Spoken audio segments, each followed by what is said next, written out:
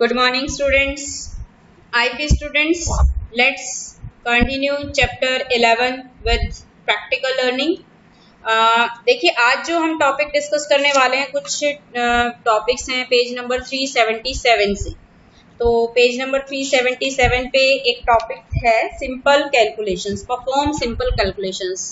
जैसे कि आपको सिंपल कैलकुलेशन परफॉर्म करनी है 8 मल्टीप्लाई 9, तो just you have to pass the equation और आपको जो है इसके कॉरस्पॉन्डिंग ये देखिए रिजल्ट आपको मिलता है।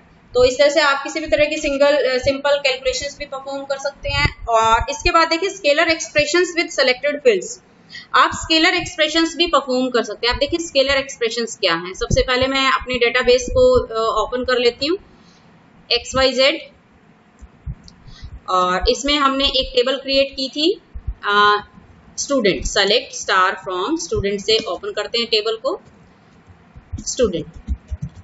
ठीक है, इसमें हमने जो डेटा डाला था वो ये था।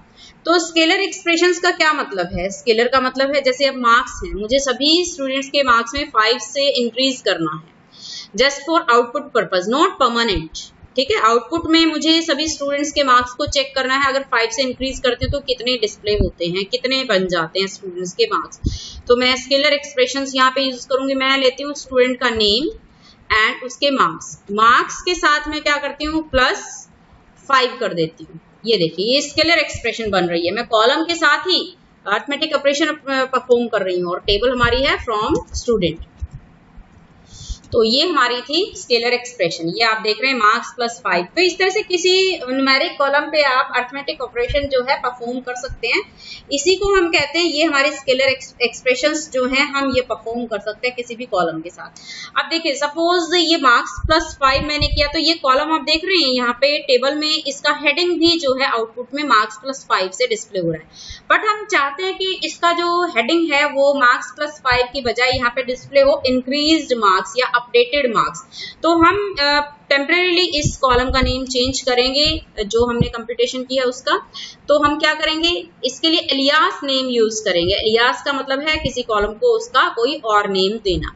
तो हम एज कीवर्ड यूज करेंगे इसके बाद, और इस नेम को, एलियास नेम को हम क्योट्स में डालेंगे, अपडेटेड मार्क्स। हमें यहाँ इस लोकेशन पे इनको जो है क्योट्स में डाल देना, इस कॉलम को अपडेटेड मार्क्स। अब क्या होगा, मार्क्स +5 की बजाय ये आउटपुट में अपडेटेड मार्क्स से जो है डिस्प्ले होगा। ये देखिए, तो इस तरह से हम कॉलम को एलियास कर सकते हैं। तो ये जो हमारी टर्म आपने देखी मार्क्स +5 को मैंने एक और नेम प्रोवाइड किया है, दूसरा नेम आउटपुट पर्पस के लिए।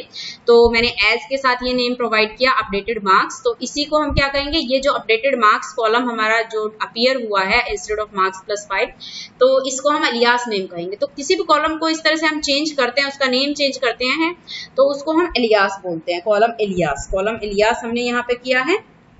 ठीक है, तो इसी तरह से हम क्या कर सकते हैं, इसमें और कुछ ऑपरेशंस परफॉर्म कर सकते हैं, किसी भी तरह के ऑपरेशंस परफॉर्म कर सकते हैं। आप कोई टेक्स्ट क्वेरी में डाल सकते हैं, जैसे कि जो मार्क्स हैं, मार्क्स क्या है, आप ये मार्क्स जो है ये परसेंटेज है।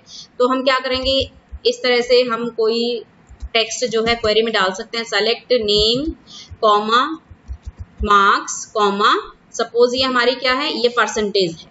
ठीक है, जो भी आपको टेक्स्ट डालना है उसको क्योट्स में डालिए फ्रॉम, क्योंकि ये टेबल से रिलेटेड है। और कौन सी टेबल है, स्टूडेंट। इसको हम इस तरह से डाल सकते हैं। तो इस तरह से कोई भी टेक्स्ट जो है आप अपनी टेबल में ऐड कर सकते हैं किसी भी तरह से।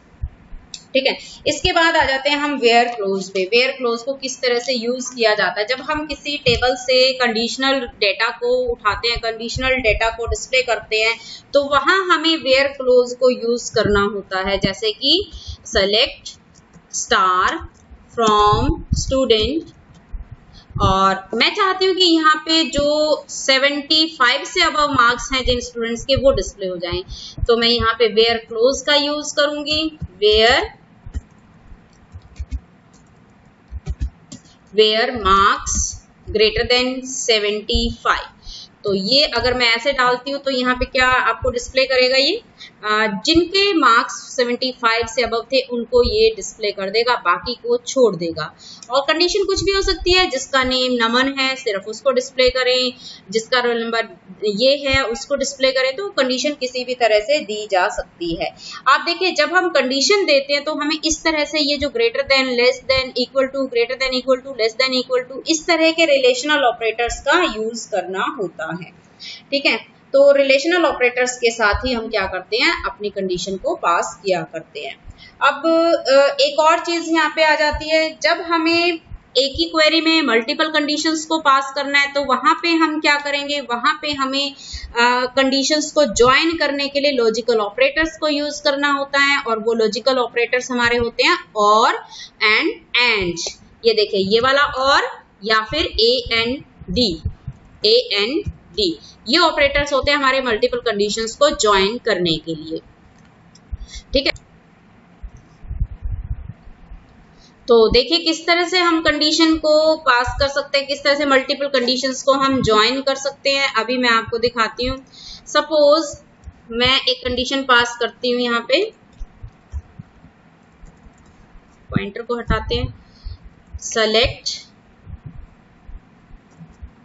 नेम स्टार डाल देते हैं, star from student where marks equal to 80, greater than 80 बोलते हैं, ग्रेटर देन 80, मार्क्स जिनके ग्रेटर देन 80 हैं, और या तो ये कंडीशन सेटिस्फाई हो रही है या फिर नेम उसका क्या है, नेम नमन है।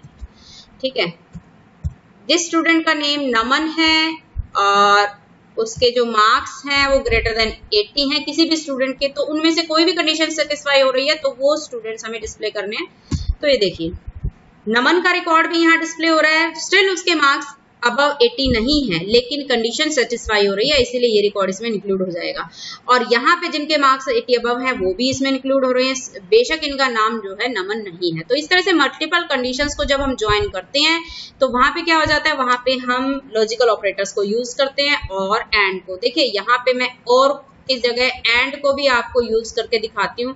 जब हम एंड से कंडीशन को ज्वाइन करते हैं ना, वहां एक चीज बन जाती है कि एंड का मतलब ये हो जाता है कि दोनों कंडीशंस का सेटिस्फाई होना जरूरी है।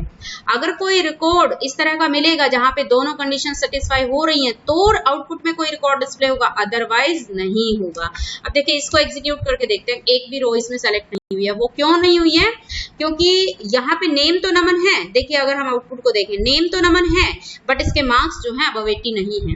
अब यहाँ मार्क्स तो अबव 80 है लेकिन नेम जो है नमन नहीं है।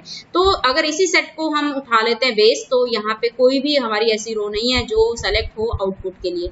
तो ये लॉजिकल ऑपरेटर्स हैं।